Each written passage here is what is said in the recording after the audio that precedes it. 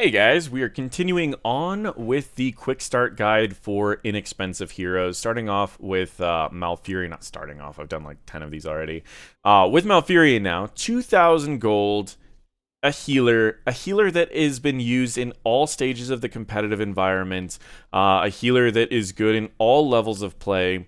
The major downside about Malfurion is that he is difficult to play, and even if you can get past that difficult to play, the secondary downside about Malfurion is he struggles against burst comps. Now, the benefit is that in Storm League, teams generally don't coordinate well enough that you can actually keep most people up. On one of my Smurfs that I did a Bronze to Masters challenge with, I was left with a 100% win rate with Malfurion purely because the enemies could never really coordinate enough to out damage my healing. So he does have a lot of potential.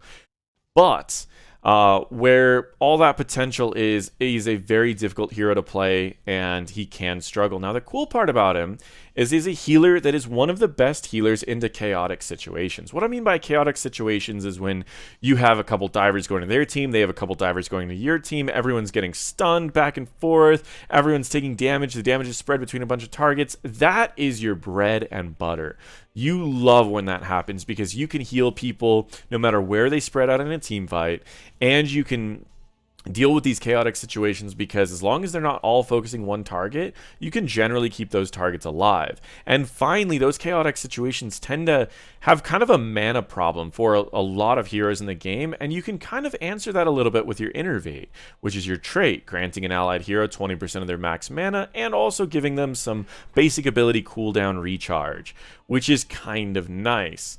So let's talk a little bit about the skills that Malfurion has, and we can kind of go from there. So, the first ability that Malfurion has is called Regrowth. You heal for 833 health over 20 seconds. Level 20, that's a low amount of health.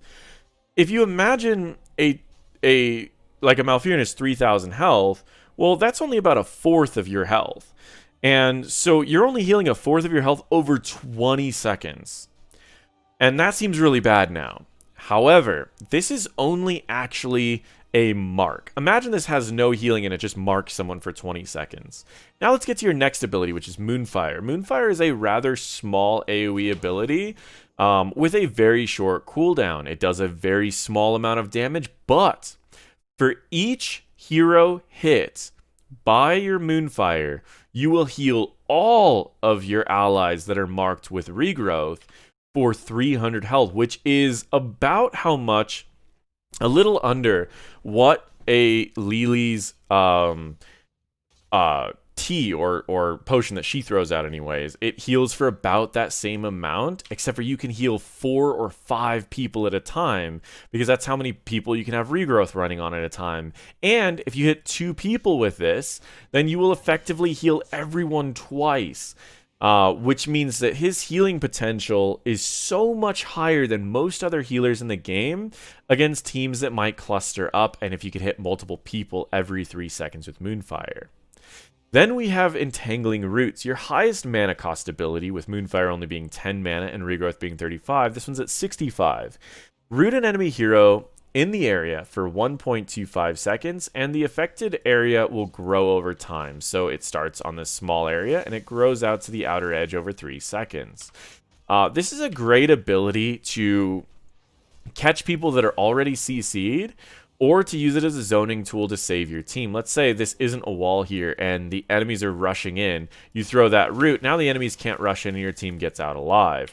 Or use it to follow up a stun that your team has already done.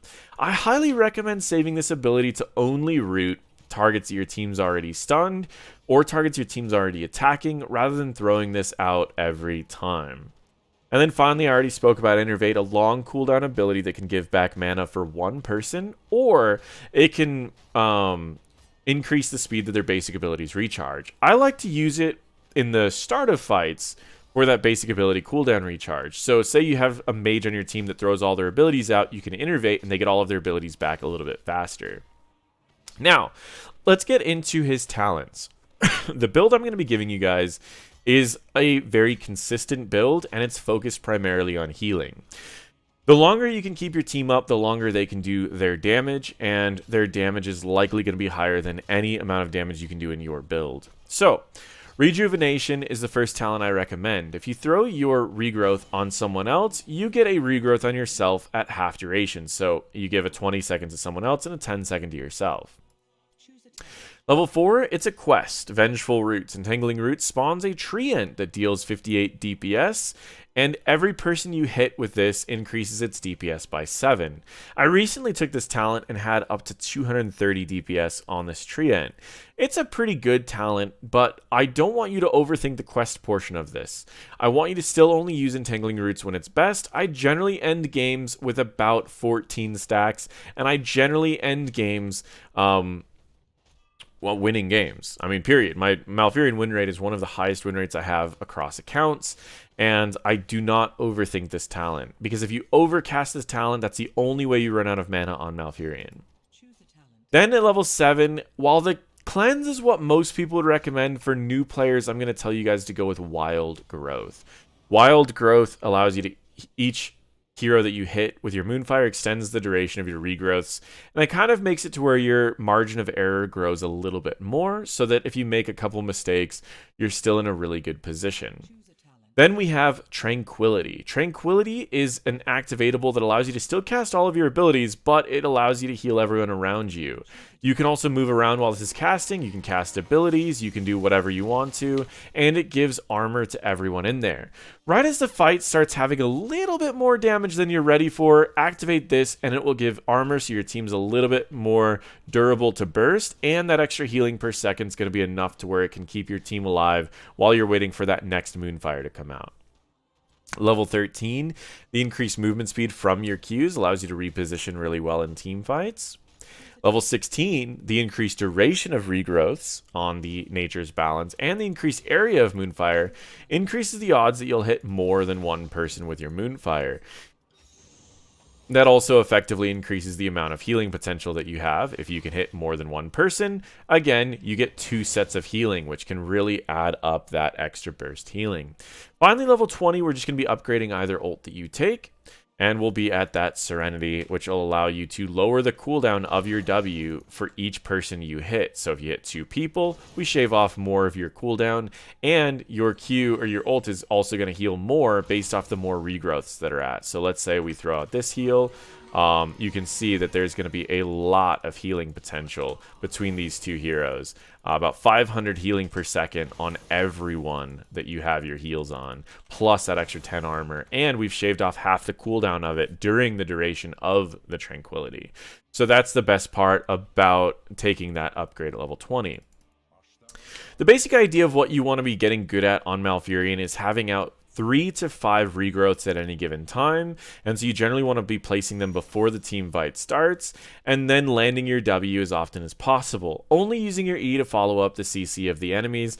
And if you can practice that probably 20 to 30 games in a row, then you'll probably have your Malfurion up to the point where he should be at. His wave clear and camp clear is absolutely abysmal, so you really don't even try. You can hold a lane for your team, but ultimately you want to be with your team wherever they are, keeping them in the fights as long as possible.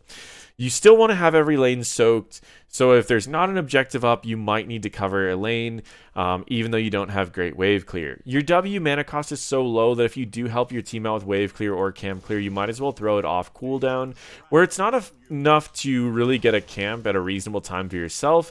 It's something that can just speed up camps or waves as you're going. And that's the basics that you need to know for Malfurion. He is, again, one of the best healers for chaotic fights, but he's rather difficult for new players, so keep that in mind as you guys are going. And that is your quick start guide for Malfurion. There is also an AoE silence ult that you can take, but I'm worried whenever I see new players take this talent, they oftentimes die trying to set up a really good Twilight Dream, and even their best Twilight Dreams are not really worth it since these fights are so chaotic. A lot of work doesn't get done in those 3 seconds. The higher rank you get, the more valuable this talent becomes, but it's better to keep your whole team topped off and keeping them in the fight rather than losing your life to get 3 seconds of silence that your team likely won't follow up. So I recommend this build over any other build as it stands. And the other thing too is you can use your Treant to tank a couple shots of a turret, worst case, but I don't recommend that too often. I recommend that only if you guys are diving heavily. You throw this out to try to get a root, and it can really help out.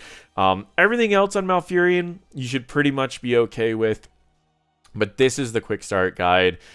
He requires a lot of practice to get him to be as much of a beneficial healer as something like a Lily, which only requires 4 or 5 games of practice, where Malfurion would need like 20 to 30 games in a row to really get down the Qs and the Ws. He can be a fun healer, but until you can get your Qs and Ws down to muscle memory, he can feel a little tedious and overwhelming in team fights, especially for new players who already don't know what to look for in team fights. So, I would only recommend him if you're willing to put in the extra practice. Thank you guys so much for watching, and feel free to check out all of my other videos, especially the other quick start guides. I have guides for the lowest levels of play as well as all the way up to the highest levels of play. So thank you guys so much for watching one more time, and I will see you next video.